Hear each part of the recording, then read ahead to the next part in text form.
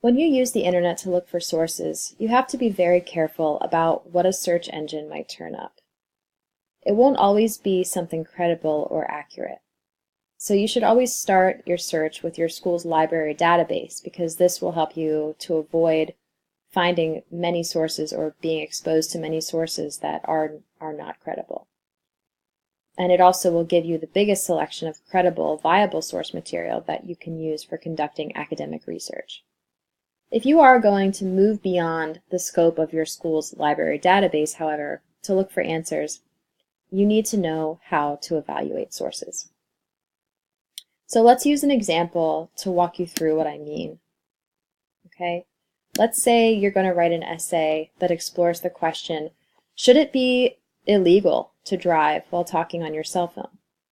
Well, before you answer that question, even if you feel that you already know the answer, you're going to need to research it. You're going to need to find out what people are currently saying about that topic and where the controversy exists, or why the controversy exists. Because remember, the question is only worth asking in the first place if people disagree about the answer.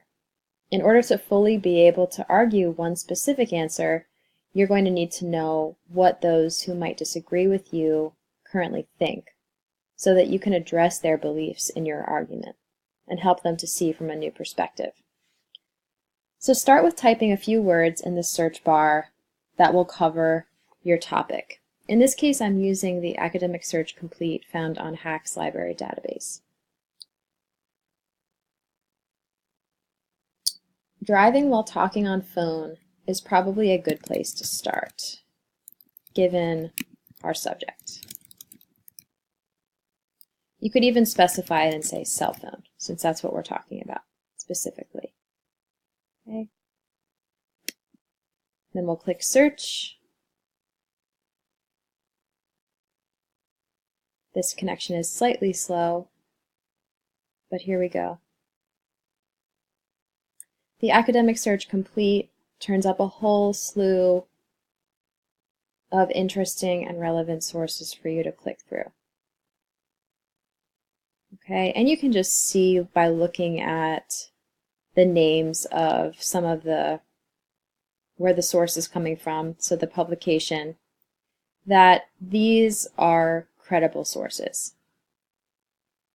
These are definitely going to be viable options. Okay, so that's one of the benefits, like I said before, of using the library database, is that you're going to get credible sources.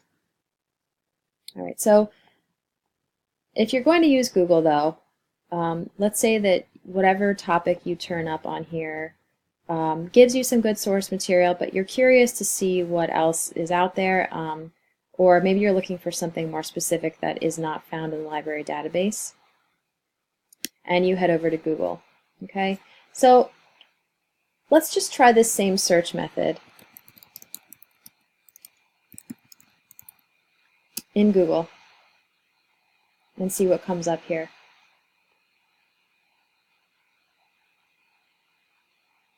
Okay, so there are a lot of things that come up. The first few things look like a Wikipedia, teendriversource.org,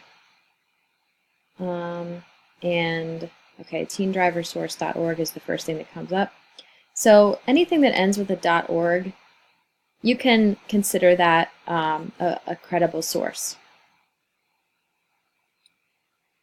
Wikipedia, though, because it is a crowdsourced resource, okay, you definitely want to avoid it. Do not use Wikipedia in your research. Let's click on this just to check it out. teendriversource.org is not something that I'm familiar with, so I'm curious to see what it actually looks like if we pulled it up.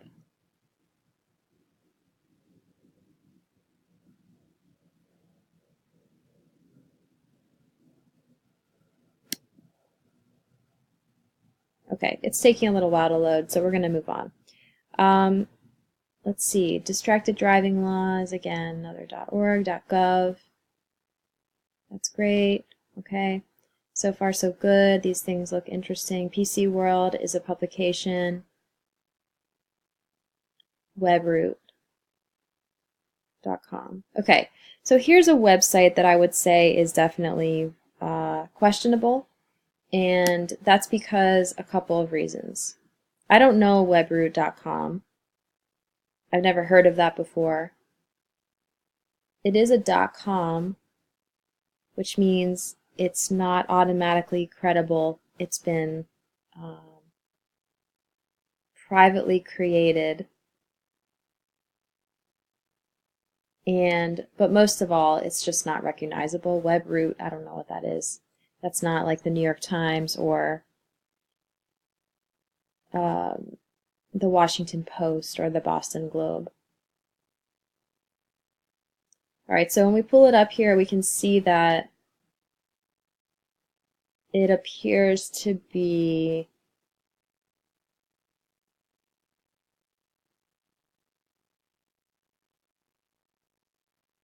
found on the website of some kind of corporation or advertising for cybersecurity. Okay, so it doesn't seem like it belongs on this website. I'm confused why it's included in this source, but so that right there is a red flag if it doesn't really make sense. But like I said before, I don't recognize this name, Webroot, and it's not a renowned publication of any kind. It almost seems like it's some kind of paid advertising. So this site should not be treated as a viable source. Okay, the fact that it also contains a bullet pointed list. Okay, it looks like there are some quotes in it, which is a good sign. A good credible source will come from not only a clearly trustworthy or recognizable publication, but it also usually contains quotes from multiple sources. Now, the fact that we don't recognize Webroot and we don't know anything about it means one of two things. One, we can do further research to decide if that qualifies as some kind of reliable source. We can investigate into what Webroot is and try to find out. Or we can just move on. The good thing is that there are plenty of reliable and credible sources out there for you, especially on HACS library database and the internet. You just have to use a little bit of good sense in recognizing what you're looking at and deciding if it looks like it was put together by a reliable or credible person or group of people. And with proper planning, doing your essay or doing your research with the appropriate timeline ahead of the due date, there's no need for you to even question whether you should use a source like this, because you don't need to. You have time to find sources that are definitely credible.